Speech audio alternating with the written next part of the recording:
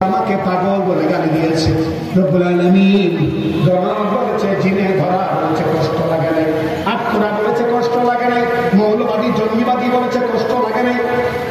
ইয়া রাব, ইয়া রাব, পাগল বলছে আমার কলজা একেবারে ছিঁড়ে গেছে।